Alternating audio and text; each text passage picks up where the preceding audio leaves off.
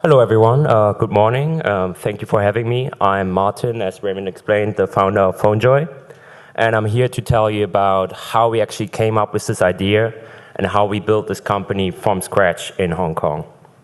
But before I go into this, I want to explain a little bit more about our product because many people usually don't understand what we actually do when I tell them we're working on this gaming device for smartphones. So basically, it's a game controller. It has all the different buttons that you have on an Xbox or on a PlayStation. But what is really special about it is that it has this patented sliding mechanism. This mechanism allows you to fit almost any smartphone right into the center of the PhoneJoy game controller, turning it effectively into a console. So you have all the buttons anywhere where you want to go, and you can play console titles, be it on a plane, train, or at home. I also actually brought a working model with me today, but I don't really have the time to show you everything, how it works and all that. So I just made this PowerPoint for you. But it didn't really start in Hong Kong right away. More than 2 years ago, I was actually based in Guangzhou, and my co-founder was based in Shenzhen. I was actually working in exporting of consumer electronics, and my co-founder was working for a Fortune 500 company, Schneider Electric. And we always shared this passion for consumer electronics and gaming. And more than 2 years ago, we basically saw a trend. Everyone in Hong Kong, Shenzhen, Guangzhou, they were using mobile devices anywhere, in the metro, or as I said, at home or anywhere basically. And what were they doing? They were playing games. And we thought, wow, this is really great. You can play like 3D games now on your mobile phone. But there was still one thing that we thought was really limiting mobile games: touch controls. Basically, when you use your thumbs, you block the screen. You don't have the accuracy you would have with real game controls, physical game controls, and you don't have any feedback, any tactile feedback. So we thought, oh, if I only could hook up my PlayStation controller to my phone or to my tablet, then I could really play all kinds of 3D games now on my phone. So we were looking on Amazon, eBay, even Chinese Taobao, and there was nothing out there. So we were like, So we were, builders. We always tried to hack stuff since we were small. I was doing a little bit of coding here and there. So we thought, how about we just make our own game controller? We buy one off the shelf. We develop our own circuit boards. And I write a little software so we can make it work with phones. And after 2 months of hard work, we developed this game controller. It was really basic because we just used the case off the shelf that we bought in China. And we just developed basically the electronics ourselves and the software to run on smartphones. And I was like, oh, wow, this is really cool. I can now play my 3D games on my phone with the game controller. So I put up a video on YouTube. And then suddenly we got all this response like, oh, wow, this is really cool. This really solves the problem for me. I wish I could buy this. And then I was like, hey, wait a moment. How about I put this on eBay? So I put 10 controllers on eBay, and within 24 hours, we sold all 10 of them. And I was like, shit, now we actually have to build these. So at that time, we were building them all ourselves. We were scaling it up. 2 weeks later, I built a website. Suddenly, we were sending hundreds of these. And we actually had to ship them. And that was also troublesome because that's really difficult from China. So that was actually the time when we decided, maybe we could actually really start a business, And it was kind of difficult to do all that in China because at the time, you had all these hurdles, the official language in China is still Chinese. English is just a reference. Building a company actually takes a lot of upfront capital, and it takes 2 to 6 months actually to register a company. So I already had experience that you can do that in Hong Kong within a week. So that was the time. Okay, let's actually start this in Hong Kong.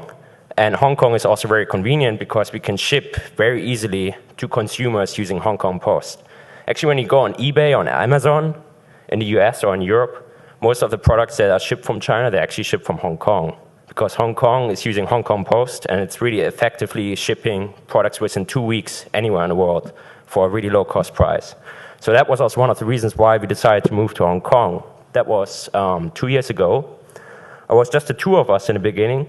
But since then, we have raised angel funding, as Raymond already mentioned. We raised now $750,000 US. We have grown our team to 10 people. We actually got people from all over the place now. Got people from France, Holland, United States. Since this week, even somebody from Poland. Of course, we also have some local Hong Kong engineers.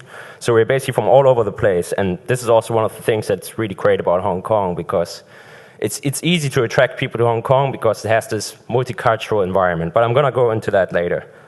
So basically, in the last 18 months, we went through many different iterations, went through many different prototypes. I mean, this doesn't really cover all of it. This is just, the gist. We have 7 different revisions of the prototype to get to this stage.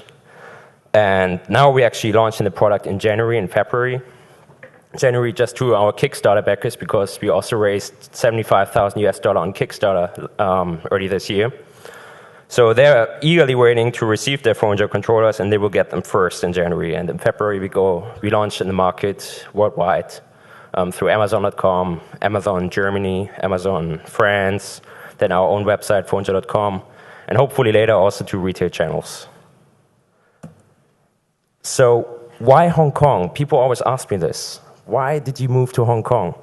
Well, because we design the product ourselves, right? But if you really want to design a product that is made for manufacturing, you have to do it closely with the manufacturer. So being able to travel to the Shenzhen factory that we're working with is crucial for us. Basically, my co-founder, Alex, right now, who you see here on this picture, he's right now in Shenzhen. He's almost every week in Shenzhen because we are setting up currently the production line for the pilot run in December and then the full production in January. So there's always, lots of questions. And if you were in the US or if you were in Europe, it would be impossible for us at this funding level because it would require a lot more capital to fly into China all this time. Because you can't do everything, all this consultation through Skype or email, because a lot of things just get lost in transition when you do it this way.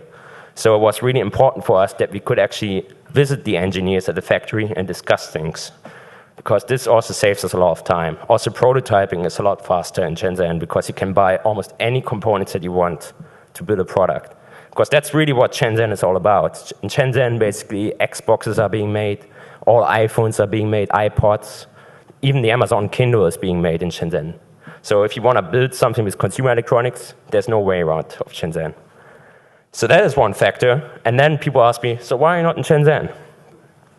Well, basically, we also develop software in Hong Kong. I wouldn't say it's a mature technology hub yet, but it's maturing there because it has the foundation to actually develop technology. Right now, it has really great physical infrastructure, but also digital infrastructure. That basically means that everyone in Hong Kong, they have smartphones. The mobile network is really developed. 4G is widely available everywhere. I can even get broadband at home for 20 bucks, 100 Mbits. I mean, this is impossible to get in China. And in China, you also have the internet censorship. So a lot of our cloud services, they don't even work in China. Like if you were to upload our files to Dropbox, you can't access them in China. So you have all that in Hong Kong. You can easily use the internet and you can develop software. And that also has this very international environment where you can actually find the talent to develop technology. I think Hong Kong has, 7 different universities, and there's now this change. Back in the day, Hong Kong was all about banking, finance, trade. But now you see this change, that young graduates, they actually want to develop their own things. They want to do something that they can be passionate about. So we actually had it pretty easy actually to recruit people, because a lot of people there are like, oh wow, you actually developed something in Hong Kong. This is awesome. I really want to work for you. So that is really great about Hong Kong. And you have now this change. Like the last 3 years, you see all these startups popping up in Hong Kong now. There's about 200 startups now in Hong Kong. This was unheard of 5 years ago. And yeah, I put this picture there because I think running a startup is kind of like running a marathon. So you have all these obstacles, you're always close to giving up. And then it's really important that nobody throws any more stones into your way. So what I really like about Hong Kong is that the government actually stays out of your way. Tax is very low.